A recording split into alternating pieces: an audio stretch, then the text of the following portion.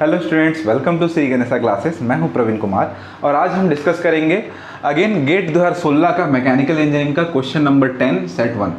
Again हमारा फंडा symbols रहेगा, क्वेश्चन पढ़ेंगे, क्वेश्चन में जो कॉन्सेप्ट चाहिए रहेगा उसको समझेंगे, अगेन क्वेश्चन को सॉल्व करेंगे। ठीक है, तो आइए क्वेश्चन को पढ़ते हैं और देखते हैं इसमें क्या पूछा है। A car is moving on a curve horizontal road of radius 100 metre with a speed of 20 metre per second. Okay, so एक कार के बारे में बात कर रही है जो मतलब कर्व रोड में घूम रहा है, जिसका स्पीड है 20 मीटर पर सेकेंड है और जो कर्व रोड उसका रेडियस 100 मीटर है। The rotating mass of an engine have an angular speed of 100 radian per second in clockwise direction. Okay, यहाँ पे डायरेक्शन बहुत ज़्यादा इंपॉर्टेंट होता है, इसलिए यहाँ पे लिखा हुआ है। तो अभी अगर क्वेश्चन में डायरेक्शन के बारे में ज़्यादा नहीं पूछा है तो अपन को कोई जरूरत नहीं है, लेकिन अगर क्वेश्चन पूछा है तो हमको इसको अच्छे से ध्यान रखना पड़ेगा। ठीक है, तो अभी देखेंगे क्या क्या इंपॉर्टेंट होता है। Direction when viewed from the front end of the car. The combined moment of inertia of the rotating masses is 10 kg meter square. Okay, उसका मतलब moment of inertia दिया हुआ है। The magnitude of the gyroscopic moment. तो gyroscopic moment कितना है, क्या Newton metre, केवल मैग्नीट्यूड पूछा है, डायरेक्शन के बारे में नहीं बोला, तो हमको डायरेक्शन के बारे में उतना ज़्यादा सोचना नहीं पड़ेगा, लेकिन हमने फिर भी कॉन्सेप्ट देखेंगे कि डायरेक्शन कैसे होता है। अगर क्वेश्चन पूछेगा तो हम डायरेक्शन भी बता सकते हैं। कई बार क्वेश्चन में केवल डायरेक्शन ही पूछता है, तो सिर्फ आप बस दिमाग लगाओ किधर किधर जाएगा और डायरेक्शन को आंसर में डाल दो। ठीक है, तो फिलहाल तो ये न्यूमेरिकल एबिलिटी का क्वेश्चन है। यहाँ पे ये पूछा है कि गायरोस्कोपिक मोमेंट कितना होगा। तो अब सबसे पहला सवाल कि गायरोस्कोपिक मोमेंट होता क्या है। अच्छा, पूरे इंजीनियरिंग लाइफ में अगर सबसे ज़्यादा टफ किसी को अगर चीज़ को अगर समझना होता है तो ये गायरोस्कोपिक मोमेंट है। बेसिकली इतना ज़्यादा कंझट लगता है कि ये किधर किधर कहाँ कहाँ घूमेगा, बहुत ज़्यादा बुक में बहुत खतरनाक तरीके से लैंग्वेज में बताया जाता है, पता नहीं समझ में नहीं आता। इसका ये मतलब नहीं है कि क्या बोलते हैं उसमें समझ में आता है, मतलब समझ में नहीं आता, आता है समझ में, लेकिन थोड़ा टफ जाता है। तो हम लोग ट्राई करेंगे उसको बहुत इजी वे में समझने का। ज़्यादा लंबा नहीं खींचूंगा क्योंकि बहुत ज़्यादा लंबा खींचने से भी मतलब कॉन्सेप्ट वेग हो जाता है, तो बहुत कम शब्दों में चीज़ों को समझने की कोशिश करेंगे। ठीक है, तो gyroscopic couple moment, okay, couple और मोमेंट एक ही चीज़ है। ठीक है, तो कुछ रोटेटिंग ऑब्जेक्ट के साथ इसका रिलेशनशिप होता है। ओके, तो ये तो पता है कि रोटेटिंग ऑब्जेक्ट के साथ इसका रिलेशनशिप है। तो देखते हैं सब सिंपलेस्ट रोटेशन जब होता है किसी बॉडी में तो क्या होता है। तो यहाँ पे हमने एक डिस्क लिया है। ठीक है, अब ये डिस्क क्या हो रहा है, रोटेट हो रहा है। अब ये सिर्फ रोटेट हो रहा है, अब ऐसे करके मतलब रोटेट होगा तो क्या होगा, ये क्या होगा, आगे बढ़ेगा। ये इस बॉल को अगर रोटेट करते हैं तो क्या होगा, आगे बढ़ेगा। यहाँ पे एक समय के बाद यहाँ पे आ जाएगा, इसका सेंटर जो Q है वो एक समय यहाँ पे आ जाएगा 2πr डिस्टेंस कवर करके। ठीक है, ये कब होगा, ये स्पेशल केस एक्चुअली जो मैं यहाँ पे ड्रॉ कर रहा हूँ, ये प्योर रोलिंग केस है। प्योर रोलिंग केस में क्या होता है, कोई स्लाइडिंग नहीं होगा, इसलिए जितना ज़्यादा घूमेगा मतलब एक रोटेशन में वो 2πr रोटेशन ही कवर करेगा। क्योंकि अगर यहाँ पे कोई धागा बांधोगे और तो पूरा खोलोगे तो वो पूरा कितना खुलेगा, इसका सर्कमफ्रेंस के बराबर। ठीक है, तो ये है। तो जब इस केस में अगर मान लो इसका सेंटर का वेलोसिटी VQ बोलते हैं और इसका जो टेंजेंशियल वेलोसिटी है, किसी पॉइंट पे अगर टेंजेंट ड्रॉ करते हैं और उसका टेंजेंशियल वेलोसिटी कितना है, VC सर्कमफ्रेंस वेलोसिटी, और इसका रोटेटिंग जो मतलब एंगुलर स्पीड है वो कितना है, ओमेगा है।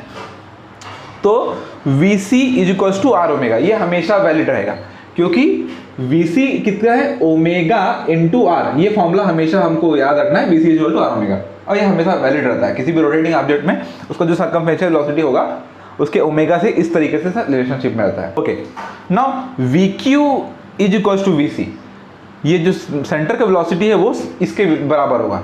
ये स्पेशल केस है, ये जब होता है तब प्योर रोलिंग का केस होता है। ठीक है, तो ये जब रोटेटिंग के ऑब्जेक्ट के बारे में बात कर रहे थे तो इसलिए मैंने आपको ये बता दिया कि ये इसमें क्या स्पेशल चीज़ था, और मतलब क्योंकि प्योर रोलिंग का केस था तो हमने ये वाला चीज़ को भी डिस्कस कर लिया। ठीक है, इसका ऐसा गायरोस्कोपिक कपल से कुछ खास रिलेशनशिप नहीं आया, लेकिन अब इसी चीज़ को अब आपको समझना कैसे है कि ये क्या कर रहा है, सिर्फ ऐसे रोटेट करके आगे जा रहा है। ठीक है, रोटेट करके आगे चले जा रहा है। तो जब सिंपल एक रोटेट करके जब चीज़ें आगे बढ़ती रहती है कोई प्रॉब्लम नहीं है। प्रॉब्लम तब आती है जब ये रोटेट कर रहा हो और इसको कोई ऐसे भी रोटेट कर देना हो। मतलब अगर मान लो ये ऐसे रोटेट हो रहा है तो कोई इसको ऐसे भी रोटेट कर दिया, मतलब ऐसे ऐसे करते करते ये ऐसे भी हो गया। ठीक है, आप समझ पा रहे हैं, मतलब ये ऐसे रोटेट हो रहा है, ऐसे रोटेट हो रहा है, और रोटेट होते होते होते ये ऐसे करके ऐसे भी, मतलब इसको रोटेशन को ऐसे मतलब ऐसे भी समझो, ऐसे भी घूम रहा है। ठीक है, तब भैया जो चीज़ें होती हैं वो समझ के थोड़ी बाहर हो जाती है। वही जो मोशन है एक मोशन, रोटेशन मोशन को दूसरे एक्सिस के अलॉन्ग भी अगर रोटेट किया जाए तो वो गायरोस्कोपिक मोमेंट बन जाता है, वो उस मैकेनिज्म को गायरोस्कोपिक मोमेंट कहते हैं। ठीक है, तो आइए देखते हैं क्या है। तो जैसे इसी केस को हम लोगों ने देखा था, यहाँ पे अगर ये वाला जो बाहर जो एक्सिस आ रही है बोर्ड के बाहर, उसको मैं अगर एक्स बोलता हूँ, ये एक्स एक्सिस है, तो राइट हैंड थंब रूल से, राइट हैंड थंब रूल क्या कहता है कि एक्स के अलॉन्ग अपने आप को रखो एक एक्सिस के अराउंड, वाई की तरफ कर्ल करो तो किधर होगा, जेड एक्सिस ऊपर मिलेगा। ठीक है, तो जानबूझ के इसको राइट हैंड मतलब थंब रूल के साथ रहने के लिए मैंने क्या किया है, इसका ओमेगा क्या किया है, एंटी क्लॉकवाइज किया है। ठीक है, तो ये वही ऑब्जेक्ट है, ये ऐसे करके रोटेट हो रहा है, तो बस पहले ये वो ऐसे जा रहा था, वो ये उधर होके इधर आ जाएगा। ठीक है, तो ये तो सिंपलेस्ट केस था जब ये सिंपल बस रोटेट कर रहा है। अब ये रोटेट होने के साथ साथ ऐसे ऐसे घूमते, मतलब ऐसे ऐसे घूमते घूमते मैंने उसको ऐसे भी घुमा दिया, तो ये ऐसे घूम ही रहा है, तो ये ऐसे तो घूम ही रहा है, लेकिन साथ साथ ऐसे भी घूम रहा है। ठीक है, ऐसे, तो गायरोस्कोपिक मोमेंट वहां पे क्या होता है, तो जब ये इस तरीके से जब घूमता है तो हम लोग क्या बोलते हैं इसको, इसका जो एंगुलर जो मोमेंटम है वो कितना होता है, एल, और एल का वैल्यू क्या होता है, आई ओमेगा। आई इसका मोमेंट ऑफ इनर्शिया और ओमेगा इसका वेलोसिटी से एक लीनियर मोमेंटम होता है। लीनियर मोमेंट कैसे कैसे कैलकुलेट करते हैं हम लोग, किसी कोई मूविंग ऑब्जेक्ट है ना, उसका कोई मास होगा, उसका कोई वेलोसिटी होगा, तो मास इनटू वेलोसिटी। वैसे ही एंगुलर मोमेंटम क्या होता है, एंगुलर मोमेंटम जब कैलकुलेट करते हैं तो उसका मास का काम कौन करता है, मोमेंट ऑफ इनर्शिया, और एंगुलर वेलोसिटी उसकी एंगुलर वेलोसिटी, तो आई ओमेगा क्या हो जाता है, उसका एंगुलर मोमेंटम। ठीक है, तो एंगुलर मोमेंटम कैसे निकालते हैं, डायरेक्शन उसका डायरेक्शन ओमेगा डायरेक्शन में उसको अपने हाथ को घुमाते हैं, और जिस तरफ थंब पॉइंट करता है उस डायरेक्शन में उसका एंगुलर मोमेंटम रहता है। ठीक है, लीनियर मोमेंटम में सिंपल होता है, जिस तरह डायरेक्शन में वेलोसिटी उस डायरेक्शन में एंगुलर उसका लीनियर मोमेंटम। ठीक है, तो यहाँ पे जो एंगुलर मोमेंटम का डायरेक्शन क्या होगा, बाहर की तरफ, उसको हम लोग डिनोट करते हैं किससे, एल से, और एल का वैल्यू क्या है, आई ओमेगा। यहां तक की बात क्लियर। ठीक, तो अब जब यही ऑब्जेक्ट को हम इस पे ऐसे टॉर्क लगाते हैं, मतलब मान लो इसको ऐसे करके रोटेट कर रहे हैं, तो कुछ नहीं होता, इसमें बहुत सिंपल फंडा है। ये जो एंगुलर मोमेंटम का जो ये लाइन है ना, ये क्या करता है, जब इसको और ऐसे रोटेट करते हैं तो ये अपना जो जिस डायरेक्शन में हमने क्या बोलते हैं टॉर्क लगाया है, टॉर्क मतलब कैसे, देखो इसको ऐसे रोटेट करने की कोशिश कर रहे हैं, तो टॉर्क किस डायरेक्शन में लगा रहे हैं हम लोग, क्योंकि ये फोर्स लगा रहे हैं। ठीक है, तो फोर्स टॉर्क किस डायरेक्शन में लगा रहे हैं, जेड डायरेक्शन में, तो ये जो उसका जो एल है वो क्या करेगा, ऐसे है तो वो ऐसे जेड के डायरेक्शन में जाने लग जाएगा। मतलब जब हम लोग ट्राई करेंगे इसको ऐसे रोटेट करने का, तो ये कुछ ऐसे पलटेगा, समझे, मतलब अगर ये इसको ऐसे समझ के रखो, और ये तो घूम रहा है ऐसे करके। ठीक है, अब जब मैं इसको ऐसे करके और घुमाना चाहूंगा ऐसे करके, तो ये कैसे हो जाएगा, ऐसे करके मूव करने लग जाए, ऐसे करके, ऐसे ऐसे। ठीक है, तो ये सिंपल सा फंडा है। ठीक है, तो कुछ नहीं, हमको बस याद रखना है कि एंगुलर मोमेंटम का जो डायरेक्शन है वो मूव करता है हमारे अप्लाइड टॉर्क के डायरेक्शन में। तो यहाँ पे जो हम लोग लगाए हैं अप्लाइड टॉर्क किस तरफ है, अप, तो ये जो बाहर निकलता हुआ एंगुलर मोमेंटम एल है वो क्या करेगा, ऐसे करके ऊपर जाएगा। बस इतना ही सही फंडा है, इससे ज़्यादा कुछ भी नहीं। ठीक है, बस देखो बहुत कॉम्प्लिकेटेड वे में समझने का कोई ज़रूरत नहीं है, बहुत ही सिंपल फंडा है। सबसे पहले हम लोग क्या करना है, रोटेटिंग मास का जो जिस डायरेक्शन में उसका एंगुलर वेलोसिटी होगा उस डायरेक्शन से हम लोग आई ओमेगा करके उसका एल निकालेंगे। एल क्या है, एंगुलर मोमेंटम। अब इस वाले अगर इस रोटेटिंग ऑब्जेक्ट में कोई और मतलब कपल लगा रहे हैं, कोई और मोमेंट लगा रहे हैं, ठीक है, कोई और मतलब फोर्स लगा रहे हैं रोटेट करने के लिए दूसरे डायरेक्शन में, तो क्या होगा, उस डायरेक्शन जो टॉर्क डायरेक्शन होगा उस डायरेक्शन में वो एल मूव करने लग जाएगा। ठीक है, तो जैसे मान लो अभी ऐसे लगा रहा था मैं, ऐसे इस तरफ, तो ये क्या हुआ, एल इस तरफ जा रहा है। मान लो मैं इसी में ऐसे ऐसे करके जा, वाई डायरेक्शन में लगा था, वाई डायरेक्शन में, तो ये एल अभी ऊपर जा रहा था, ये इस डायरेक्शन में चलने जाएगा। ठीक है, इतना ही होता है। तो ये हम लोग को समझ में आ गया। अभी थोड़ा डेरिवेशन देख लेते हैं, फिर इसको देखेंगे कि इस कॉन्सेप्ट को समझने के बाद हम लोग इसको क्वेश्चन में कैसे लगा सकते हैं। ठीक है, तो ये हो गया L equal to I omega. तो इसी केस में देखो, जैसे अभी इसी केस को मैंने मतलब एक टिल्टेड वे में ड्रॉ किया हुआ है, तो ये क्या है, इसका ये मतलब एक्स क्या है, इस एंगल मतलब यहाँ पे बाहर निकल रहा है, तो एल इसका ऐसा मान लो क्योंकि रोटेट हो रहा है ये, तो इस डायरेक्शन में इसका एल हो गया। ठीक है, और ये जेड डायरेक्शन में का टॉर्क, तो इसका ये जो एक्स है वो किस डायरेक्शन में जा रहा है, जेड के डायरेक्शन में, इस तरीके से मुड़ रहा है। ठीक है, अब क्योंकि ये मूवमेंट मान लो डेल्टा एल होता है, एक टाइम के बाद एल था और एल डेस हो गया, तो चेंज कितना है, डेल्टा एल का। ये वही है, ये हमारा डायरेक्शन क्या है, जो पहले एक्स डायरेक्शन में था और ये जेड डायरेक्शन, मतलब ऊपर की तरफ अगर जेड है तो इस डायरेक्शन में ये मूव कर रहा है, जेड। ठीक है, तो ये हो गया। अब तो ये हो गया, तो हम लोग यहाँ पे क्या बोल सकते हैं, ये डेल्टा एल जो चेंज आया है उसका फॉर्मूला हम लोग कैसे ले सकते हैं। ये सिंपल मतलब ज्योमेट्रिक का कॉन्सेप्ट है कि एल इंटू डेल्टा थीटा, मतलब डेल्टा एल इक्वल टू क्या हो जाएगा, एल जो था और डेल्टा थीटा का उसमें क्या हुआ, चेंज आया, तो एल डेल्टा थीटा। तो एल का वैल्यू हमने यहाँ पे क्या रख दिया, आई ओमेगा। ठीक है, जब एकदम मतलब जब लिमिटिंग केस में जब देखेंगे, मान लो एकदम जब टाइम के रिस्पेक्ट में कितना रेट से चेंज हो रहा है, तो क्या करते हैं हम लोग, क्या करते हैं, इसको डिवाइड करते हैं, रेट ऑफ चेंज ऑफ मतलब वेलोसिटी एल जो होगा वो क्या होगा, delta L by delta T. इस तरह भी क्या होगा, जब इधर कर रहे हैं तो एल कंसिस्टेंसी के लिए हम लोग क्या करना पड़ेगा, RHS में भी डिवाइड करना पड़ेगा, ये हो जाएगा dt। ठीक है, तो delta L by delta T equals to I omega D delta theta by delta T. Okay, तो ये हो गया। अब इसको याद रखो, इस चीज को याद रखो, ठीक है, इस चीज को याद रखो, अभी हम इसको यूज करेंगे। ठीक है, तो गायरोस्कोपिक का जो कपल का जो फॉर्मूला होता है वो बेसिकली क्या होता है, आई इंटू अल्फा। अल्फा जो होता है उसका एंगुलर एक्सेलरेशन रहता है। ठीक है, तो ये होता है गायरोस्कोपिक कपल का फॉर्मूला। ठीक है, इस वाले क्वेश्चन में यूज करने के लिए ये वाला फॉर्मूला काम नहीं आएगा, तो जिस फॉर्मूला में जो फॉर्मूला हमको यूज आएगा हम उसको डिराइव करने जा रहे हैं। अगर किसी क्वेश्चन में डायरेक्ट एंगुलर एक्सेलरेशन दिया है तो डायरेक्ट यहाँ पुट करेंगे, क्योंकि moment of inertia of the rotating object क्या दिया हुआ है, 10 kg/m², तो हो जाएगा। ठीक है, तो इस क्वेश्चन में यूज करने के लिए हमको इसको मॉडिफाई करना पड़ेगा। तो आइए क्या होगा देखते हैं। तो अल्फा क्या होता है, तो इसी को यहाँ से फिर से लिखा है, सी इक्वल्स टू क्या होता है, आई अल्फा, और अल्फा जो होता है क्या, rate of change of angular velocity. जैसे एंगुलर एक्सेलरेशन क्या होता है, rate of change of angular velocity, वैसे जैसे अपना क्या होता है लीनियर पाथ में क्या होता है, rate of change of velocity equals to क्या होता है, एक्सेलरेशन। यहाँ पे rate of change of angular velocity equals to angular acceleration. तो D omega by D T is equal to what, alpha. ठीक है, अब इस तरीके के फॉर्म को हम लोग इस तरीके से भी ले सकते हैं, आई को अंदर भेज सकते थे, तो D I omega by D T. I omega क्या होता है, आई ओमेगा हमको पता है, आई ओमेगा क्या होता है, एल होता है, तो यहाँ पे क्या हो जाएगा, D L by D T. ठीक है, तो ये हो गया हमारा, ये कितना है, ये कपल, ये कितने वैल्यू कितना है, सी इक्वल्स टू आई अल्फा। ये है गायरोस्कोपिक कपल का फॉर्मूला।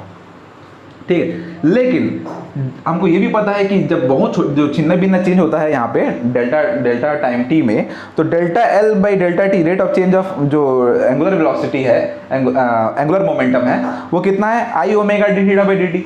अब एकदम जब डेल्टा टी लिमिट लगाएंगे टेंडिंग टू जीरो, तो जब हम लिमिट लगाएंगे delta T tending to zero, तो क्या होगा, ये डी जो delta L by delta T क्या बन जाएगा, D L by D T. D L by D T equals to क्या हो जाएगा, I omega D theta by D T.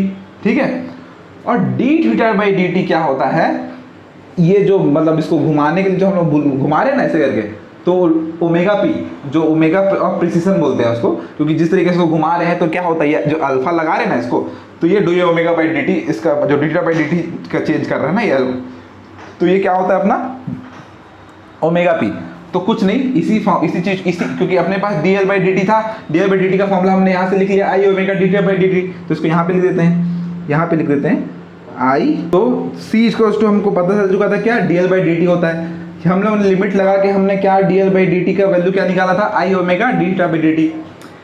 D theta by D T क्या होता है, एंगुलर वेलोसिटी ऑफ प्रिसिशन। जिस डायरेक्शन में हम लोगों ने मतलब एक अलग से जो रोटेशन लगाया है, वो उसका जो एंगुलर वेलोसिटी का फॉर्मूला क्या होता है, D theta by D T, जिसको हम लोग बोलते हैं ओमेगा पी। ठीक है, तो इसी फॉर्मूला को हम लोगों ने उठा के यहाँ पे रख दिया है, आई ओमेगा और D theta by D T क्या होता है, ओमेगा पी। तो ये जो है, ये चीज़ जो है मेरे को क्वेश्चन में हमको यूज़ करना पड़ेगा, यही चीज़ हमको क्वेश्चन में दिया हुआ है सारी चीज़ें। तो आइए देखते हैं क्वेश्चन में अब कैसे यूज़ करते हैं, ये जो कॉन्सेप्ट अभी हमने समझा उसको देखते हैं कैसे हम लोग यूज़ करते हैं। तो एक क्वेश्चन को फिर से देखते हैं और उसमें क्या है गिवन है, एक बार फटाफट से लिख लेते हैं। ठीक है, तो अपने क्या दिया है, कर्व हॉरिजॉन्टल रोड है। ठीक है, कर्व रोड में कितना है, रेडियस उसका कितना है, 100 मीटर। तो कर्व रोड है जिसका रेडियस कितना है, 100 मीटर, हमने यहाँ पे लिख लिया। ठीक है, अब वो उसमें एंगुलर स्पीड कितना, एंगुलर स्पीड से मतलब उसका जो उसका मूवमेंट है, कार का जो मूवमेंट है वो कितना दिया है, 20 मीटर पर सेकंड।